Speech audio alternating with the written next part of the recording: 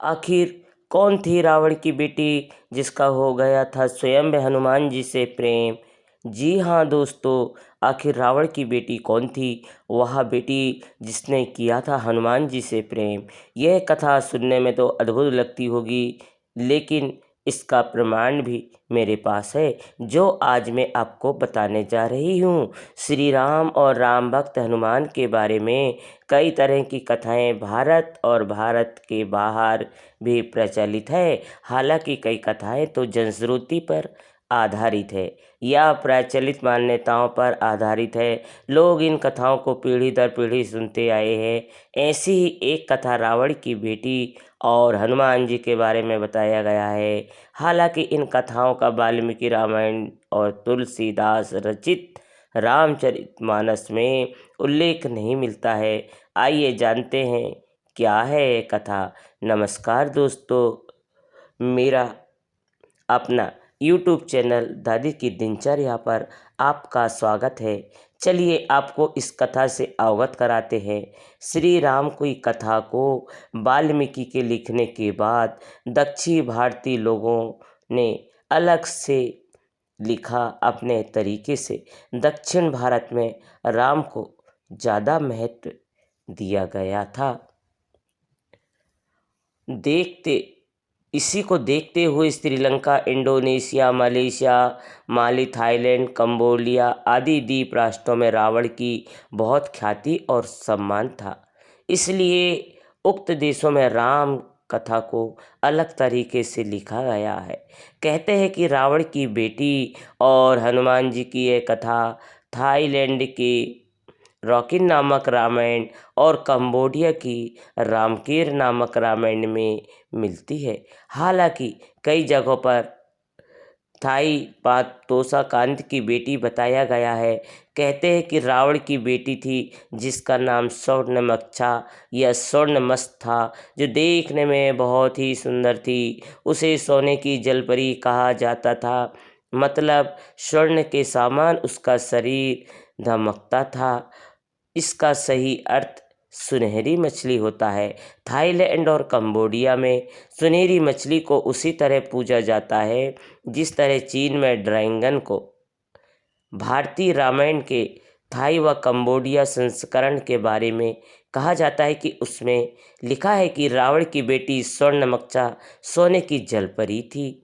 जब नल और नील की योजन के तहत लंका तक सेतु बनाया जा रहा था, तो रावण ने स्वर्णमक्षा को ही सेतु बनाने का प्रयास को विफल करने का कार्य सौंपा था। वह हनुमान जी को लंका तक सेतु बनाने का प्रयास विफल करने की कोशिश करती रहती थी, परंतु इसी दौरान अंततः वह उनसे प्रेम करने लगी। कथा के अनुसार हनुमान जी और वानर सेना समुद्र में पत्थर फेंक कर जमाते थे, लेकिन वो कुछ समय बाद गायब हो जाते थे। जब हनुमान जी को इस घटना का पता चला तो वह समुद्र में उतर कर देखने लगी कि आखिर ये चट्टानें कहाँ गायब होती जा रही है, कि पानी के अंदर रहने वाले लोग उन्हें कहीं ले जाकर रख देते हैं। तब वे उन लोगों के पीछे गए और देखते हैं कि एक स्वर्ण कन्या उन सब की नेता है, जो वो उसे चुनौती देती है, परंतु वह कन्या हनुमान जी को देखकर उनके प्रेम में पड़ जाती है। हनुमान जी यह समझ जाते हैं, तब उसे बुलाकर समुद्र के तल पर ले जाते हैं और उससे पूछते हैं, तुम कौन हो देवी? वह बताती है कि मैं रावण की बेटी हूँ। फिर हनुमान जी उस कन्या को समझाते हैं कि रावण ने कितना बुरा कार्य किया और क्यों हम ये पुल बना रहे हैं।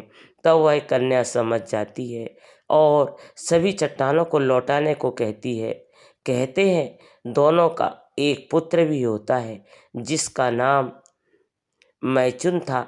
दोस्तों, यह कथा कंबोडिया और थाईलैंड की रामायण से जुड़ी हुई थी, जो मैंने आपको रावण की बेटी के रूप में बताया।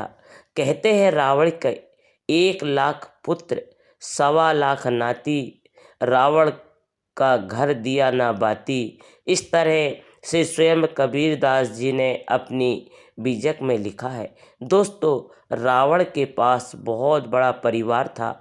उसमें कुछ मछली प्रजाति की भी परिवार था, जिनको स्वर्णमक्ष कहा गया था। स्वर्णमक्ष यानी सोने की मछली। सोने की मछली तो कुछ बिगाड़ नहीं सकती थी, इसलिए उस समय वह मछली जलपरी के रूप में थी। जलपरी जो पानी में तैरने वाले जीव होते हैं और वही मनुष्य के शरीर में होते हैं। वह मछली ही रावण की बेटी थी और जब समुद्र पर पुल बनाया जाता तो वह पुल को बिगाड़ देती थी। इस तरह से कई बार प्रयास करने के बाद हनुमान जी ने उस पर ज़्यादा गंभीरता से सोचना शुरू किया और खोजते खोजते उस कन्या को खोज निकाला। हनुमान जी बाल ब्रह्मचारी थे, इसलिए उनका विवाह तो नहीं हुआ था, लेकिन अगर जनश्रुतियाँ है तो हो सकता है ये किसी अन्य कल्प की कथा हो, क्योंकि हमारा रामायण एक बार नहीं अनेक बार हमेशा यह कांड है, यह ऐसी घटनाएं होती रहती है। जब जब त्रेता युग आया है तब प्रभु श्री राम का जन्म हुआ है। स्वयं काकभूषुंड जी ने भी अपने बारे में बताया है। आपने काकभूषुंड जी के बारे में तो सुना ही होगा, जो अपने गुरु के शराब के कारण कौवा बन गए थे। कौवा बनकर वह अमर हो गए थे। उन्होंने खुद बताया कि उन्होंने 11 बार रामायण देखी है, 16 बार महाभारत देखा है। यानी उनके कहने का अर्थ यह है कि 11 बार उन्होंने रामायण की घटना को अपनी आँखों से देखा है। यानी जब जब त्रेता युग आया है, प्रभु श्री राम का जन्म हुआ है। जो रावण दूसरी बार हमेशा जन्म लेता रहता है, अब रावण यह नहीं कि जो पहले रावण था वही रावण हमेशा जन्म लेता है, क्योंकि जो अत्याचार करता है, पाप करता है, लोगों को मारता है, अन्याय करता है, कभी उन्हें न्याय नहीं मिलता और उसको मारने के लिए त्रेता युग में स्वयं श्री राम जन्म लेते हैं। उसी का नाम रावण होता है। जैसे उदाहरण के लिए 3 युग के बारे में आपको बता सकती हूँ। पहले युग में जय और विजय नाम के भगवान विष्णु के पार्षद थे। वो ऋषियों के श्राप के कारण हिरण्यकश्यप और हिरण्याक्ष थे। उन्हें के बाद रावण बने और कुंभकर्ण बने। उसके मरने के बाद वही दंत्रवक्त और शिशुपाल बने। इसी तरह से दूसरी बार जलंधर से, जो सागर का पुत्र था और भगवान शिव के क्रोध अग्नि से निकले हुए आंसू से प्रकट हुआ था, वही जलंधर आगे चलकर रावण बनता है।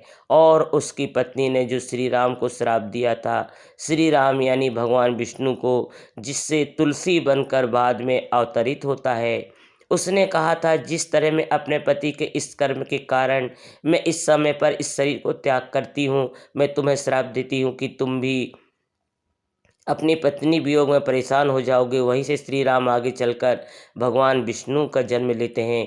तीसरी कथा के अनुसार महाराज प्रताप भानु और अरिमर्दन थे, जिसके विस्तार में आपको यह कथा रामचरितमानस के बालकंठ में मिल जाएगी। आप जरूर पढ़ें। इन 3 रावण के बारे में मैंने आपको बताया, तो यह कथा किसी भी कल्प की हो सकती है। आप इसके बारे में विशेष जानकारी के लिए किताब को मंगा कर पढ़ सकते हैं।